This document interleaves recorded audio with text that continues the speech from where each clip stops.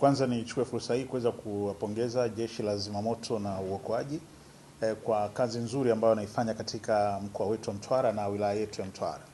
Lakini kubwa zaidi ambacho ninachoweza kusema leo limefanyika zoezi la utayari, na hii limefanyika pale Chuno, katika soko letu la Chuno, kuonyesha namna gani panapotokea na janga lolote lile la moto ama janga lolote ambalo linaweza kutokea katika mkoa wa wilaya yetu, jinsi ambavyo wananchi wako tayari, vile vile na vyombo vingine ambavyo vinafanya kazi pamoja na Jeshi la Zimamoto na Uokoaji katika wilaya yetu vinavyoweza kurespond kwa haraka. Ni watoe wito kwa wananchi kwamba leo tulikuwa tunafanya teaser tu na kuweza kuwaona namna gani wanaweza kurespond haraka kutokana na matukio ambayo yanaweza kutokea katika wilaya yetu, hasa majanga.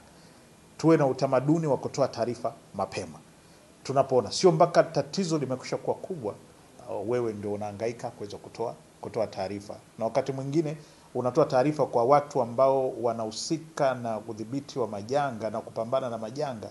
Unatoa taarifa, wanakuja kwenye tukio tayari madhara yanayochukua yako makubwa. Hata wao wanapokuja hawana cha kuokoa au hawana cha kuweza kufanya zaidi ya kuweza pengine hata contain tu ile situation ambayo iko kwa wakati huo. Niwapongeze sana, lakini pia niwapongeze wananchi. Licha tukio likotokea, lakini taharuka ilikuwa kubwa kiasi kwamba labda ikawa ikaleta madhara kwao na kwa watu wengine.